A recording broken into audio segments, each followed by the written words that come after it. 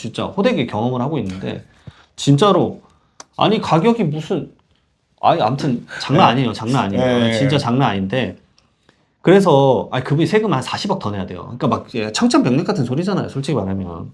그러니까 국가에서 감정평가를 해버릴 수 있다. 그럴 거면 미리 해야 된다. 미리 해야 돼요. 미리. 네, 이 얘기도 해야 돼요. 그리고 최근에 국세청 감정평가 많아지고 있어요. 진짜 많아지고 있습니다. 근데 왜 많아지냐면 왜 많아져요? 아 이거 시가를 반영하자. 그러니까 세금의 기본 원칙은 실질과세고 시가 반영이에요. 그러니까 시가 반영이 안 되니까 이게 어떤 문제가 있었냐면 최근에 대표님하고도 얘기 나눈 게 있었어요. 특수한 막 그런 물건 형태도 이제 감정평가를 하겠다 이런 게 늘어나고 있어요.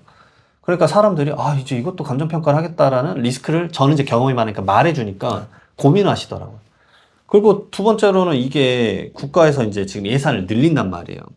이게 연해 감정평가 세무서에서 이제 국세 재산평가심의위원회로 예산이 46억이 배치돼 있어요. 그러니까 내가 감평을 안 하더라도 국가에서 감평을 할 수가 있어요.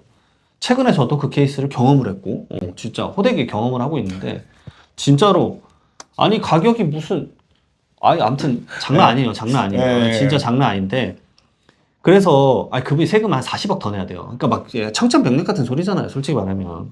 그러니까 국가에서 감정평가를 해버릴 수 있다. 그럴 거면 미리 해야 된다. 미리 해야 돼요. 미리. 지금 그 아까 말한 46억에서 조금 더 제가 듣기로는 91억까지 올라가요. 야. 그러니까 아마 이제는 그 얘기를 했던 게 뭐냐면 최근에 오늘도 제가 한남더일 물건 보고 왔거든요. 한남더일이나 나인원 이런 거 뭐 이런 고가 빌라 주택 있잖아요. 거의 무조건 이겠네. 그것도 감정평가 하겠다 그랬어요.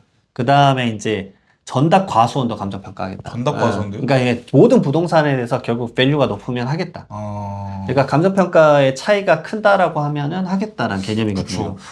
그래서 아주 좀 제가 봤을 때는 평가사님들하고 친해지셔야 돼요. 내 부동산에 대한 가격을 알아야 되니까. 다시 말씀드리면 친해지시려면 들어오세요. 그래서 국세청 입장에서 근데 이게 살짝 이제 저도 상담을 많이 하다 보면 지금 살짝 오해 아닌 오해하고 계시는 게 공시지가나 기준시가가 시가 아니냐.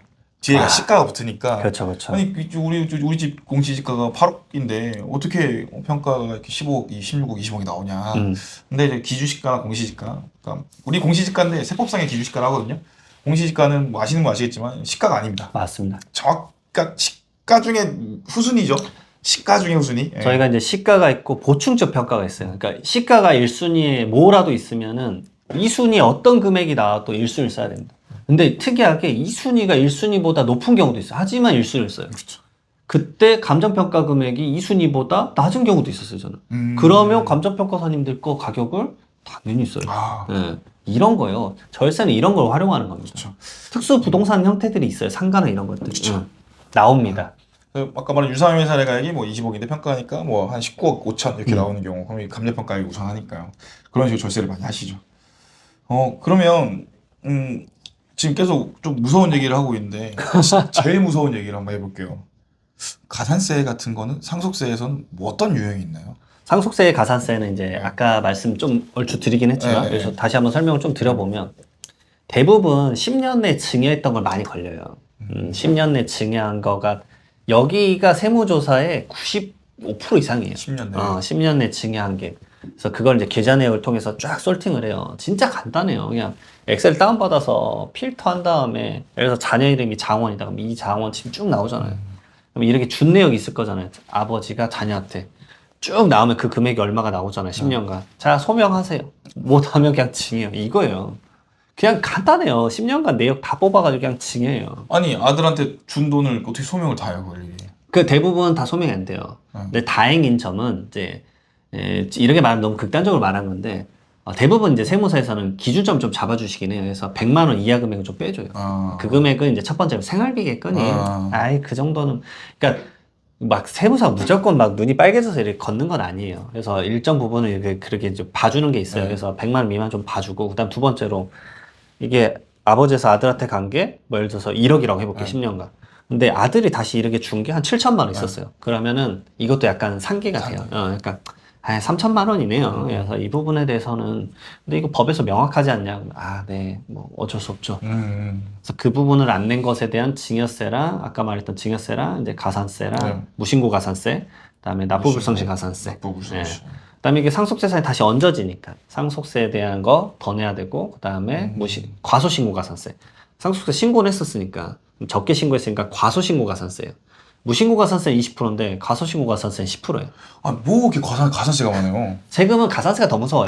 월세보다 100% 더 붙으니까. 예. 아니, 뭐 이렇게 가산을 해 계속. 가산이 제일 무서워요. 가산세가 여러분들이 네. 정말 피해야 돼. 그래서 이제 제때 신고라도 해라라고 하는 거예요. 그때 신고라도 해라. 그러니까 저는 최근에 수임받은 거는 이제 좀 다툼이나 뭐 이런 게 있었어요. 좀 이게 피곤했어요. 좀 재산에 대한 정리 힘드셨어.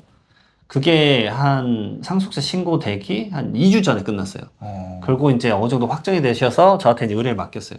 저 2주 만에 했어요. 2주 만에. 근데 2주 만에 못 해요. 왜냐면 원스톱 서비스 내역 받는데 20일 걸려요. 그러니까 못 해요. 그러니까 알고 있는 거 박박 긁어가지고 우선 신고서를 넣었어요. 왜냐 이걸 먼저 넣어야지. 뭐 가산세라도 안 맞아야 될 거예요. 지금 그 수정 신고 됩니까? 맞아요, 돼요. 내고 나서. 네. 그렇게 하는 거예요? 그렇죠. 조사 전까지 되죠. 조사 전까지 이제 또 11월, 지금 12월까지 계속 이제 볼 거예요. 더 보완을 해가지고, 혹시 우리가 더 신고했다? 그러면 돈을 돌려받아요, 오히려. 어차피 돈을 돌려받을 수도 있기 때문에 차라리 어떤 신고를 놓칠 것 같다. 그럼 저는 이제 그냥 아예 어떤 수치를 딱 넣어버리라 하거든요. 종소세가 그래요. 꼭 5월 말 되면 친구들한테 전화가 와요, 장원아. 꼭 오후 4시에 전화해요. 오후 4시에 전화해가지고. 나 이제 끝나가지고 쉬고 있는데, 네. 장원아 미안하다. 뭐 어쩌죠 해요. 그러면 이렇게 해라. 종합소득세는 이제 결국 내가 1년에 얼마 벌지 나오잖아요. 네. 그 금액이랑 너 그냥 얼추 쓴 금액 얼마냐. 그냥 카드 내역 1년 거 쭉 빼봐라. 그럼 얼마 썼대요. 그 금액보다 차라리 낮게 신고해야 되지 않냐. 거기 네 사비도, 사적 경비도 많잖아. 그 경비에 뭐 50%, 60%이 정도만 넣어서 우선 신고서 집어넣어라. 다 필요 없고 가산세를 안 맞아야 되니까. 그러니까 신고는 해라. 그리고 나서 다시 신고를 해서 돌려받든 뭐라든 해라. 근데 그 날짜가 지금 고작 뭐 8시간 남았는데 내가 널 도와줄 수는 없다. 말도 안 되는 소리 하지 말고 어느 사무실 가도 그 시간에 못 도와준다. 그 시간쯤 되면 돈이 문제가 아니라 안 받아요. 어차피 기존 것도 못 처리하고 있는데 지금. 그런 거 아셔야 돼요. 대학원 나와서 그런지 과제 내는 거 똑같네요. 일단 내가 꽈락을 꼭 우선 내야 돼. 우선 내고. 꽈락을 피하려면 일단 내가. 우선 내야 돼요. 근데 이렇게 상속세랑 증여세 되게 크잖아요. 그 제가 그때 그 알기로는 물납이랑 연부연납 제도로 하는 게 있는데 맞아요. 그 두 개가 뭐 어떻게 다르고 음. 어떻게 활용할 수 있는 거예요?